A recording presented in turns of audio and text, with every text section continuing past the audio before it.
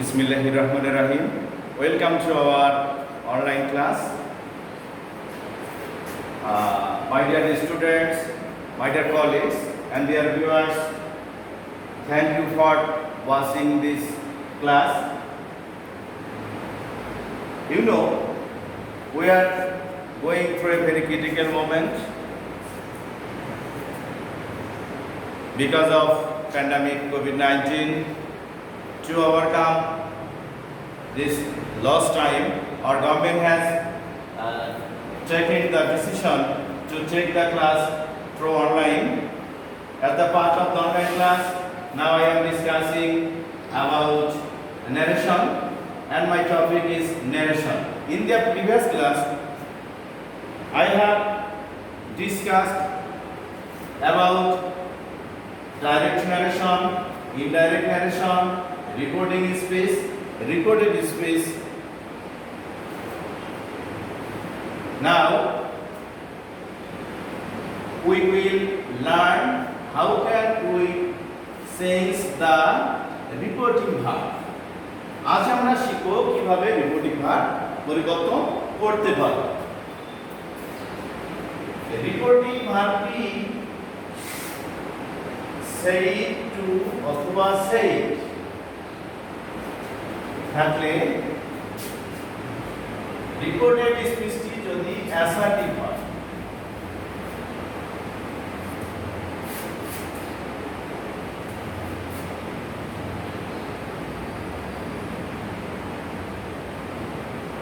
Reported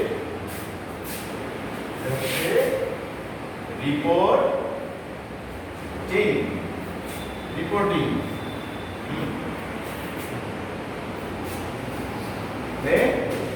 reported স্পিচটি যদি assertive হয়, assertive হলে তাহলে আমরা সেই টু অথবা সেইটির পরিবর্তে ট্রোল বসাবো। কি বসাবো? ট্রোল। অ্যাসার্টিভ, অ্যাসার্টিভ হলে ট্রোল অথবা সেই। ট্রোল কখন বসাবো, সেই কখন বসাবো, আমাদের লক্ষ্য রাখতে হবে যে রিপোর্টিং স্পিচের সেইটির পরে যদি অবজেক্ট থাকে, যদি অবজেক্ট থাকে তখন আমরা ট্রোল বসাবো। যদি অবজেক্ট না থাকে নরমালি সেইটি বসাতে পারবো। ঠিক আছে? তাহলে ট্রোল অথবা সেই দুটো দেখা যাবে। যদি অবজেক্ট থাকে আমরা কি দেব? ট্রোল দেব। আর যদি অবজেক্ট না থাকে তখন আমরা সেই দেব। এবং কমার স্থানে কি বসবে? কমার পরিবর্তে দ্যাট বসবে। আবার রিপোর্টেড স্পিচটি যদি ইন্টারোগেটিভ হয়,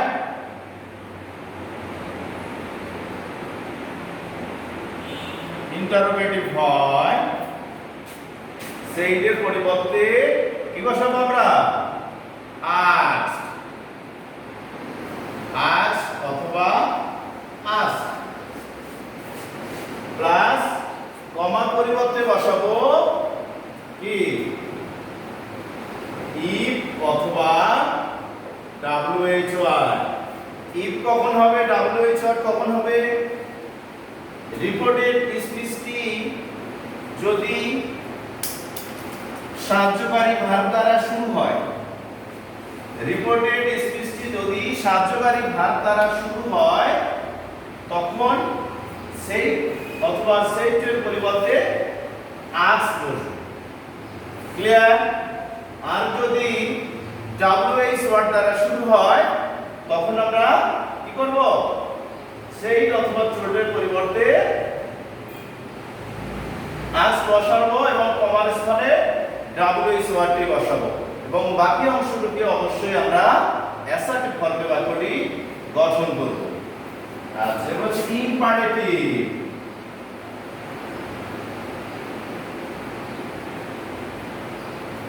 ইম্পারেটিভ সেন্টেন্স কাকে বলে? যে সেন্টেন্স দ্বারা কোনো আদেশ, উপদেশ, অনুরোধ, নিষেধ ইত্যাদি বোঝায় তাকে বলা হয় ইম্পারেটিভ সেন্টেন্স। ইম্পারেটিভ সেন্টেন্স হলে সেই বা টোল্ডের পরিবর্তে আমরা কি বলতে পারবো? নরমালি টোল্ড হতে পারে অর্থ অনুসারে অর্ডার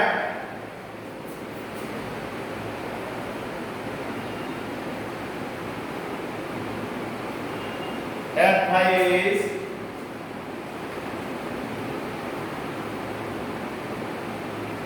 requested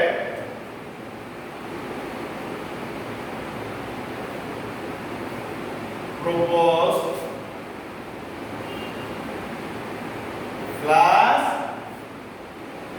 2 তাহলে 2 আমরা কোথায় বসাবো কমার পরিবর্তে আমরা 2 বসাবো if the reported speech is imperative sentence then we have to use told, ordered, advised, requested, proposed according to the meaning of the reported speech. Clear? এরপরে আসছি আমরা অপটেটিভ সেন্টেন্স কাকে বলে যে সেন্টেন্স দ্বারা বক্তার মনের ইচ্ছা বা প্রার্থনা বোঝায় তাকে অপটেটিভ সেন্টেন্স বলে। অপটেটিভ সেন্টেন্স পরিবর্তন করার সময় সেই টু অথবা সেই এর পরিবর্তে প্রেরিত বসাবো। কি বসাবো? প্রেরিত বসাবো এবং কমার পরিবর্তে দ্যাট বসাবো। এখানে লক্ষণীয় যদি সেই টু এর পরে অবজেক্টিভ সেন্টেন্সে সেই টু এর পরে যদি অবজেক্ট আমরা ব্যবহার করি তাহলে অবশ্যই টু এর পরিবর্তে প্রেরিতের পরে ফর বসবে। ক্লিয়ার? এবং বাকি অংশটুকু অবশ্যই অ্যাসার্টিভ ফর্মে গঠন করতে হবে। এক্সক্লামেটরি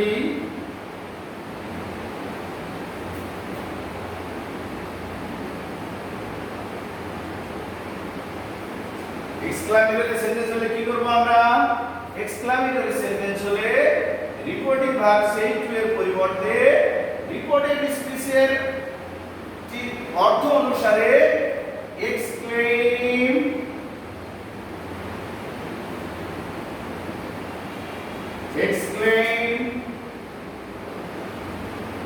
উইথ যদি আনন্দ বোঝায় তাহলে জয়, যদি দুঃখ বোঝায় তাহলে সরো, যদি বিস্ময় বোঝায় তাহলে অন্যার ইত্যাদি এবং কমার পরিবর্তে দ্যাট। ক্লিয়ার? আবার বলি যে রিপোর্টেড স্পিচটি যদি অ্যাসার্টিভ হয় তাহলে রিপোর্টিং ভার্ব সেই এর পরিবর্তে আমরা টোল্ড অথবা সেড বসাবো। যদি অবজেক্ট থাকে তাহলে আমরা টোল্ড বসাবো, আর যদি অবজেক্ট না থাকে তাহলে আমরা সেইড রাখবো। আবার ইন্টারগেটিভ সেন্টেন্স হলে সেইড এর পরিবর্তে আস্ক বসাবো, আর যদি সে অথবা টেলস থাকে তাহলে আস্ক হবে একটা কথা প্রেজেন্ট ফর্ম। কমার পরিবর্তে ইফ অথবা ডাব্লিউ ইজ অর্থ। ঠিক আছে? এরপর ইম্পারেটিভ সেন্টেন্স রিপোর্টেড স্পিচটি যদি ইম্পারেটিভ সেন্টেন্স হয় এর অর্থ অনুসারে যদি কিছু স্বাভাবিক যদি কথা হয় তাহলে আমরা সেই টু এর পরিবর্তে টোল্ড বসাবো, আদেশ বুঝাইলে অর্ডার বসাবো, উপদেশ বুঝাইলে অ্যাডভাইস বসাবো, অনুরোধ বুঝাইলে রিকোয়েস্টেড বসাবো, প্রস্তাব বুঝাইলে প্রপোজ বসাবো। তবে প্রপোজ বসে মূলত ইম্পারেটিভ সেন্টেন্সটি যদি লেট দ্বারা শুরু হয় তখন প্রপোজ বসে, তখন আবার এটা কি হয়ে যাবে? দ্যাট হবে। ঠিক আছে? প্রপোজ অথবা সাজেস্টেড বসলে লিঙ্ক শব্দ হিসেবে কমার পরিবর্তে দ্যাট বসবে।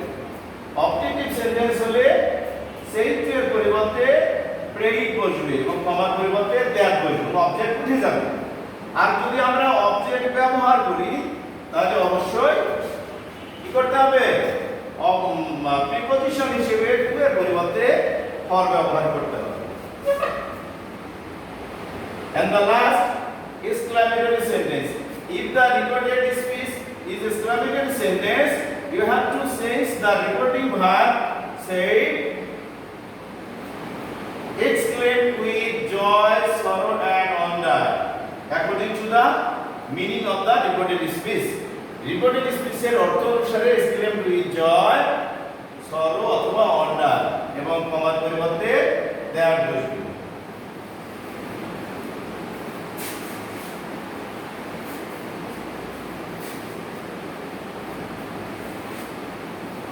How can we sense the person?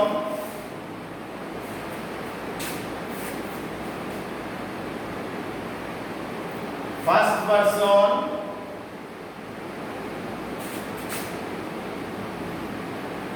second person, third person. এটা হচ্ছে reported.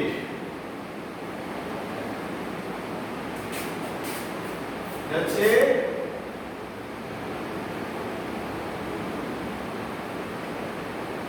Reporting. The reported speech এর সাবজেক্ট যদি ফার্স্ট পারসন হয়, রিপোর্টিং স্পিচ এর সাবজেক্টকে ফলো করবে, সাবজেক্ট অনুসারে বলবে। রিপোর্টেড স্পিচ এর সাবজেক্ট যদি সেকেন্ড পারসন হয়, রিপোর্টিং ভার্বের অবজেক্ট হিসেবে অবজেক্টকে ফলো করবে। রিপোর্টেড স্পিচের অবজেক্ট যদি না থাকে, যে তিন পারসনের ভিতরে যে পারসনটা থাকবে না, আমরা সেই পারসনটাকে অবজেক্ট হিসেবে ধরে নেব, ঠিক আছে? এবং রিপোর্টেড স্পিচের সাবজেক্ট যদি থার্ড পারসন হয়, তাহলে কোনো পরিবর্তন হবে না, জাস্ট পারসন পরিবর্তন।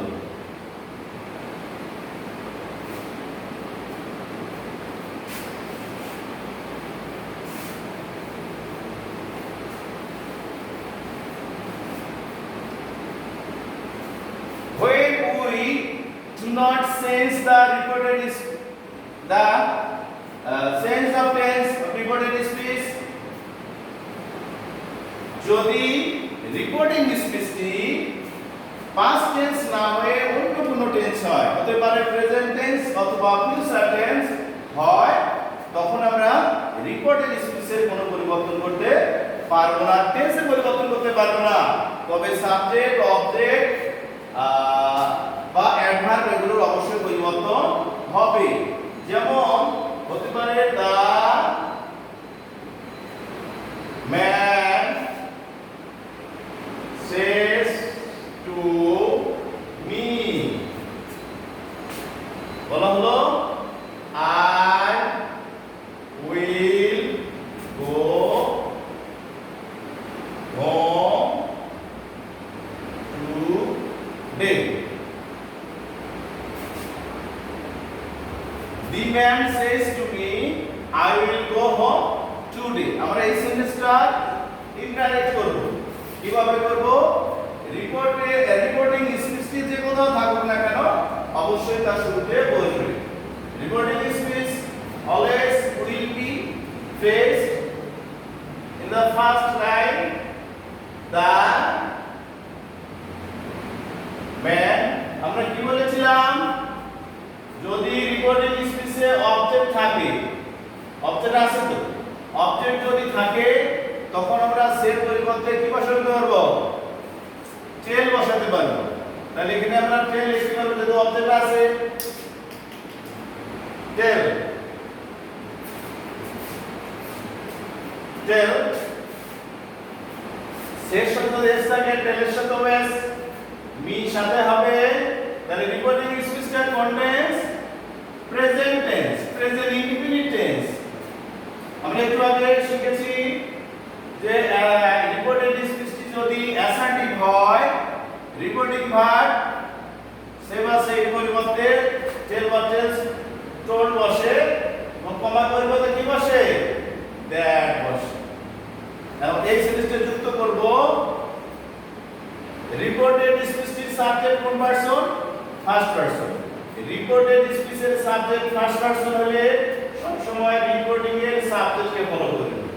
রিপোর্টিং এর সাবজেক্ট কি? The man.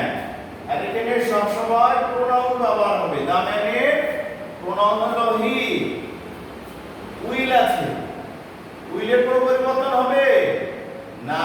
কেন হবে না? রিপোর্টিং স্পিচে যেহেতু প্রেজেন্ট টেন্সে আছে, এজন্য রিপোর্টেড স্পিচের টেন্সের কোনো পরিবর্তন হবে না, but other sense will be past. He will go home today থাকলে দ্যাট ডে, দ্যাট ডে। আবার দেখা যায় he will say, he will say I am ill, he will say I am ill। Reporting স্পিচটা future indefinite, তাহলে অবশ্যই আমরা সরাসরি এটাই লিখব যে কি নাই, অবজেক্ট নাই। অবজেক্ট না থাকলে সরাসরি সে বসবে, কমার পরিবর্তে দ্যাট। ফার্স্ট পারসন কাকে বলা করবে? সাবজেক্টকে। তাহলে এখানে সরাসরি হি এম থেকে ইজ। তার কারণটা হচ্ছে according to the subject am is used, but here he is subject, must is will be used।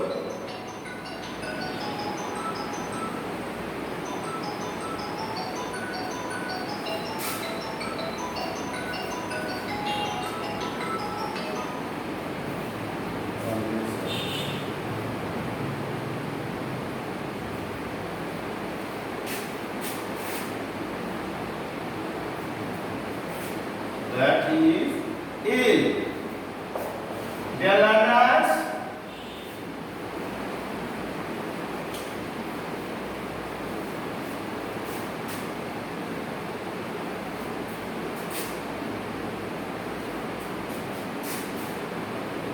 thank you for watching or enjoying my class to everybody।